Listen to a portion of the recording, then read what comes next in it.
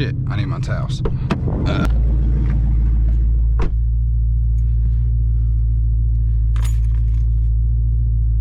Had to run back in and get my towels real quick.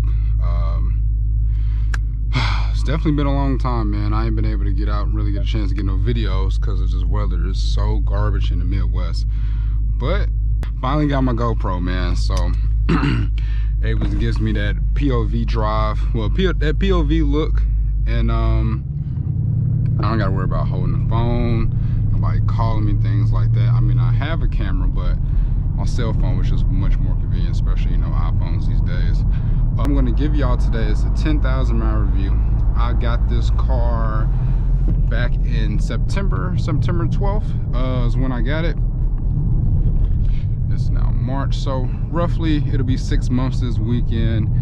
And I really feel like this car tacks on miles a hell of a lot faster than it should, but this is my daily and I drive. You know, I remember days I would just wake up and just drive. When I first got it, I got the car with 4 miles on it, and I was anxious to get to that 500 period. So it was a lot of driving, just because, just to drive. I would just get out and drive.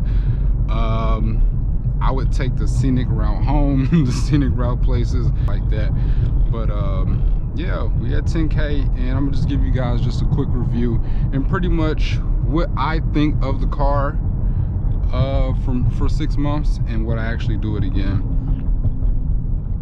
Now is such a beautiful day. It is 64 degrees, and man, I do not want to go to work.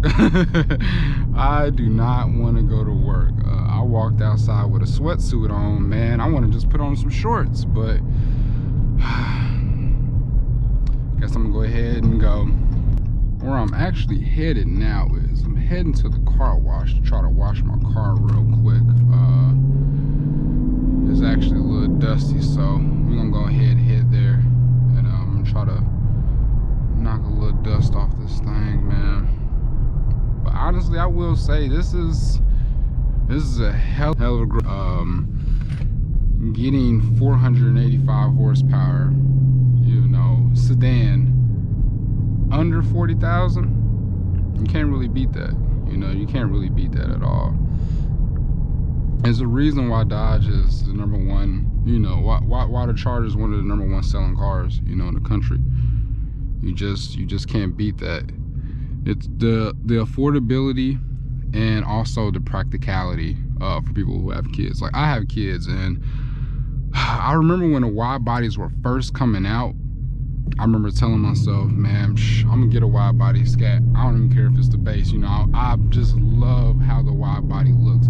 I almost think I prefer the wide body on the Challenger more than I do on the Charger. But yeah, I looked at a couple wide bodies, and while they're nice, the kids, you know, and it being my only car for the time being just wasn't practical for me, you know. But I went ahead and got the Charger. I had a 2006 Daytona. Love that thing. It was the top banana. It was 13, shit, I can't remember the number. It was 1357, I think. Yeah, 1357 out of 4,000.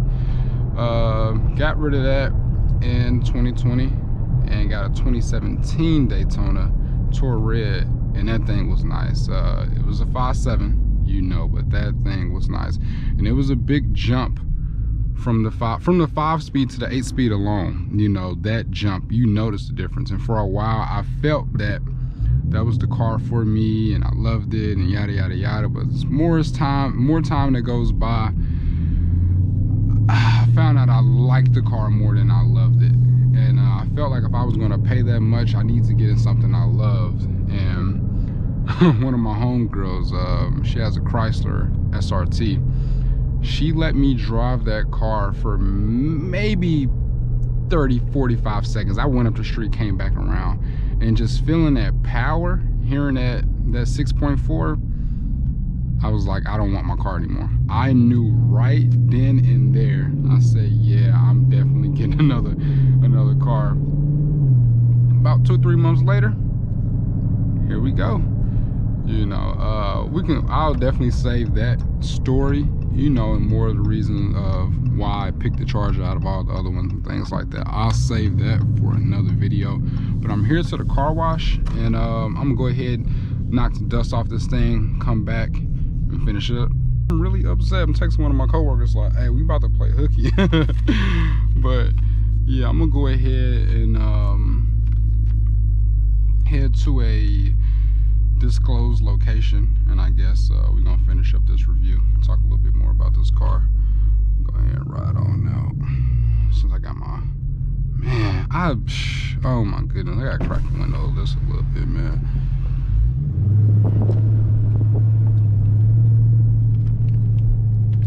And you know, it's I can't even think straight. Like I can't even think straight. I had notes jotted down and things like that, but all right, so I guess I'll just say, since I've got 10,000 miles, roll the windows back up, I haven't had any issues. You know, this was a brand new car when I got it.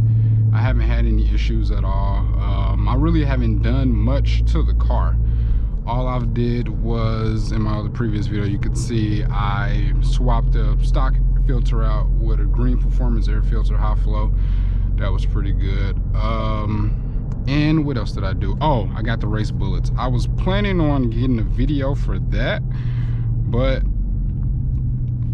COVID and everything that was going on at the time, we just didn't have enough. Well, it's not that we didn't have enough time, I just wasn't able to sit in the shop while they were able to get them put on. So whenever someone asks me about the race bullets, I always have them reference my initial video that I got on my page, and I'll drop that link down in the description for my 5.7 Daytona. And why I'm able to add both of them in is because a lot of people don't know this, but the Daytona doesn't have a standard exhaust. The Daytonas in 2017 came with the Scat Pack exhaust. So if you ever ride past a Daytona 5.7 and you notice it sounds a lot better than a regular RT, it just has different exhausts down there. It has the active exhaust and things like that. So that's why that sound better than a regular RTs. People in the city would always say, man, that's not on 5.7 under there. It was, but that exhaust sounds so good. And yeah, that's pretty much what I did. The car is still super stock. I need to get a catch can, and I wish I would have got it from the jump, because I would have been able to see initially how much oil that would have been in there. But it's not gonna be too late. I'm gonna definitely make sure I put some in there. Not put some in, I'm gonna definitely make sure I grab a catch can and get that put on. But yeah, like I said, I haven't had any issues at all. Not one. The car hasn't missed a beat, you know, since I got the 10K miles and whatnot. One thing I will say is highly recommended for just any performance car, any cars in general. You always want to get your car PPF if possible. Got some good friends who told me this: get a PPF, get a PPF, get a PPF. And I was just like, oh, I wasn't too worried about it. I wasn't expecting on doing as much driving as I did, especially in the winter months, and my work commute is rather short. But yeah, I've been driving the hell out of this car, man. I got 10,000 miles on it in 6 months. I've been driving it. Got some family in Gary. Been going back and forth to Gary every so often.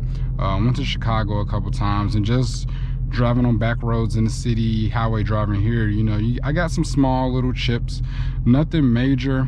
But yeah, I got some small chips on the front end, and also on my side mirrors. I got a few rock chips, a few fingernail hairline scratches on the side, and I just feel that rocks popped up. I'm just driving around. I'm planning on getting some Z01 rock guards, just maybe some mud flaps. Maybe that'll deflect the rocks downward or outward instead of just up on the side, because like I said, I do got them chips on there.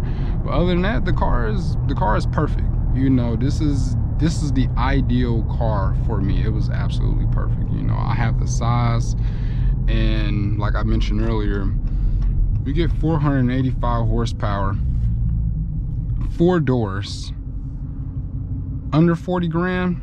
You don't get that too often. The gas mileage, that shit's wild, man. And I knew what I was getting into prior to getting in the car, but I had no idea it would be what it was. Notice that my miles per gallon was worse when it was 40 degrees or less outside. And you know, this past winter when it was much colder,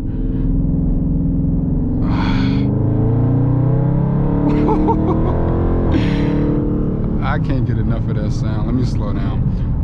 Yeah, I've noticed when it was 40 degrees or lower that my gas mileage went straight to hell.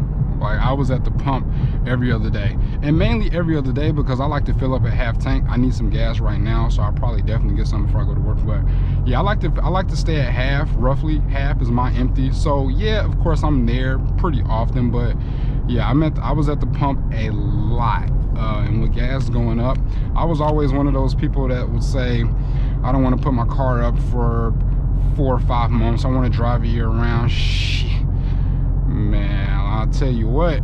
The end of the summer, early fall, I'm definitely grabbing me a little beater old Honda or a cheap Chevy Cruze, or old Impala, something. I have to get a daily. Take some stress off the car, number one, and also that. Number two, I'm not tacking on too many miles. Mileage isn't. I don't care about that. Some people baby, you know, I baby my car. I do. I can count on one hand how many times I've driven over 100 miles per hour, but I baby the hell out of this thing. But you know, I get it. Some people want to put them up, and like I said, I was against that at first, but nah. So like, keep some miles off the car. Also want to try to take less stress off of it as well. I got some plans for it for the future. Nothing too crazy, but I got some plans and definitely gonna need it. Again, you know, something else I'm probably going to save. You know, again, something else I'm probably going to save for another video for my dislikes. It's just that I'm not a big fan of these 245s. Now, okay, you can say in the comments, you could have got the Dynomax package, 275 around. While that may be fine and dandy, I don't even think 275 is enough. I tried to do launch control in this car with these 245s. If I didn't know how to drive, I would have been in the gate. No ifs, buts, ands about it. I would have been in the gate. You can drive the car, of course, 245s on it, but for driving the car for what it is and how most people want to drive it, how Sway? I don't get how people can leave 245s on here. So yeah, I'm not a big fan of that. It's really not a whole lot I really dislike about the car, man. I just love it. We got a FA green right there. That's nice. Yeah, it's not too much I really dislike about the car, man. And it's honestly been good to me. You know, I plan on making this review rather short and rather quick, so I'm kind of rambling a little bit, but the car has honestly been very good to me. Like I said, I haven't had any issues. You know, there's a couple minor things. Would I buy this car again, knowing, you know, things about the gas mileage? Would I get the Dynomax package? Would have got a wide body? You know, I don't know, a lot of people, in my last video I explained, you know, I have the base, you know, interior. If I could go back to September, would I do this again? You know, if I can go back earlier in the year, would have got the yellow 392 Daytona? No, I would have got the hell-raising Scat. I would have did everything the exact same way all over again. I definitely would have not did anything any different. I love this car. What you get for under 40, you know, you got Brembos, 485 horsepower. It's a beautiful car. It's a beautiful car, you know. And I love this car, man. This thing is, oh man, it's real good. But when it boils down to it, Chargers, Challengers, nothing else matters. Nothing else matters to me, you know. But yeah, it's a hell of a car, you know, for the price. Ultimate grocery getter, you know. This is the cool dad car. You know, you want to spend on a little bit more, of course you can always get a Hellcat, but affordability, practicality, this is it.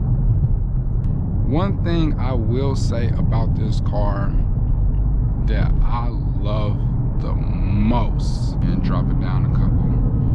Driving this thing in sport mode, man, and listening to that exhaust, I'm gonna crack my windows just a little bit. Oh my goodness.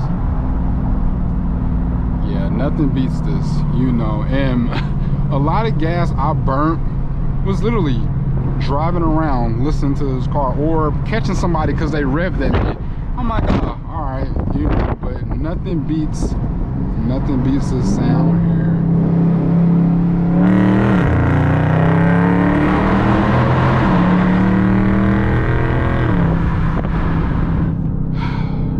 Nothing beats that, man.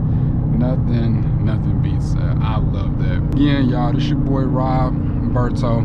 If you haven't already, like, comment, subscribe to the channel. Make sure you hit that notification bell. If you don't know what that bell means, yeah, it basically notifies you every time I post a video, things like that, man. The weather's getting better, so I have to get more consistent. I'm going to get more consistent. Like I said, I got some plans for this thing, man, but I was saving it for the weather, basically, just saving it for the weather. And as it's warming up, it's time to get to it. So again, like, comment, subscribe. See y'all in the next video. Peace.